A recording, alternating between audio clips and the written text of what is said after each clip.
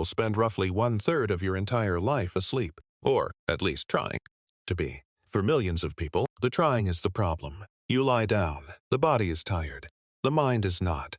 You check the time, you calculate how many hours you have left if you fall asleep right now.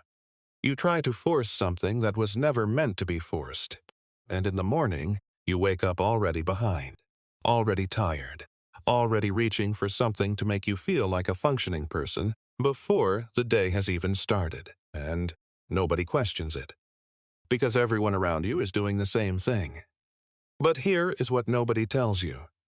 Humans slept perfectly for 300,000 years without a single sleep hack, without melatonin gummies, without white noise machines, without blackout curtains and sleep-tracking apps and podcasts designed to bore you unconscious. They just slept, completely, naturally, without trying. And then one invention changed everything, not gradually, not over centuries, in a single generation. Let's go back to what human sleep actually looked like before the modern world decided it knew better. For the vast majority of human history, sleep followed the sun. When the light disappeared, the body began to prepare. Melatonin rose with the darkness. Body temperature dropped. The heart slowed. The mind released its grip on the day. And you slept. Not in one long block the way you are told you should. In two. Historian Roger Ekirch spent 16 years moving through historical archives across multiple countries and multiple centuries. Diaries, court records, medical texts, prayer books, letters written by ordinary people to other ordinary people. What he found had been hiding in plain sight for centuries. Before the Industrial Age, humans did not sleep in one continuous block. They slept in two. First sleep began shortly after dark and lasted roughly 4 hours. Then came the watch, a period of 1 to 2 hours in the middle of the night when people were simply awake, quietly awake, peacefully awake. They talked with their partners. They prayed. They thought about their dreams while they were still fresh. Some wrote, some visited neighbors. Some simply lay in the dark and let their mind move wherever it needed to go. Then came second sleep, another 4 hours until the light returned. This was not insomnia. This was the factory setting of the human body, and science confirmed it in a way that removed all remaining doubt. In 1992, psychiatrist Thomas Wehr at the National Institute of Mental Health ran an experiment that changed sleep science forever. He took a group of volunteers and removed all artificial light from their lives. For 4 weeks, they experienced 14 hours of darkness every night, just as their ancestors had. Within the first week, something began to shift. By the end of the month, every single participant, without exception, had settled into the same pattern. 4 hours of sleep. 1 to 2 hours of quiet wakefulness. 4 more hours of sleep. Nobody suggested it. Nobody modeled it. Nobody told them this was how sleep was supposed to work. Their bodies simply remembered, as if the pattern had been waiting inside them the entire time, buried beneath centuries of artificial light, patient, intact, ready to return the moment the darkness did. Wehr measured their hormone levels during the wakeful period and found something that stopped him completely. Their brains were producing elevated levels of prolactin, the same hormone released during deep meditation. After moments of profound calm, they were not lying awake, anxious and frustrated.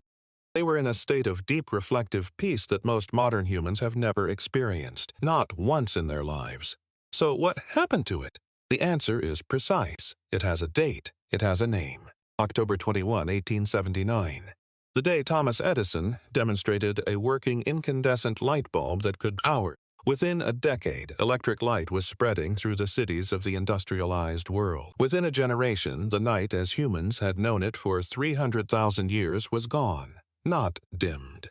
Gone. The darkness that had governed every aspect of human sleep for the entire existence of the species was replaced overnight by something the body had no framework for. Light that did not come from fire. Light that did not flicker. Light that did not tell the body the day was ending. Light that simply said, keep going. And the body, which had no way to argue with light, obeyed. Melatonin production was suppressed. The sleep signal was delayed. First sleep pushed back further and further into the night. The wakeful period between first and second sleep compressed, disappeared, and what was left was a single fragmented block of insufficient sleep that most people now accept as simply how sleep works. It isn't. It is what sleep looks like when you remove the conditions it was designed for. And the cost is not small. Matthew Walker, neuroscientist and author of Why We Sleep, spent years documenting what insufficient sleep does to the human body and mind. The findings are not subtle. Chronic sleep deprivation impairs memory consolidation. It reduces emotional regulation. It weakens immune function. It increases the risk of Alzheimer's disease, cancer, cardiovascular disease, obesity, and depression. There is not a single organ in your body, not a single process in your brain, that is not damaged by insufficient sleep. And most people reading this are not getting enough. Not because they are careless. Because the world they live in was not built around the needs of the body they have. The blue light from your screen at 10 p.m. tells your brain it is midday. Melatonin production stops. The sleep signal never comes. You lie in bed wondering why you aren't tired at the hour you decided you should be. Your body is not broken. It is responding rationally to irrational conditions. You were designed to sleep in darkness so complete that you couldn't see your own hand in front of your face. You were designed to wake in the middle of the night and lie in peaceful stillness for an hour before sleep returned. You were designed to rise with the light and sleep with the dark. That design has not changed. Only the world around it has. And if you have ever woken at 2 or 3 in the morning and felt that strange unexpected calm, not anxious, not wide awake, just quietly present in the dark, that was not insomnia. That was your body doing exactly what it was built to do, reaching for something 300,000 years old, a window of stillness between two sleeps, a space that belonged entirely to you. No alarm at the other end, no inbox waiting, no performance required, just the dark and the quiet, and a mind finally allowed to rest in the only way it was ever designed to.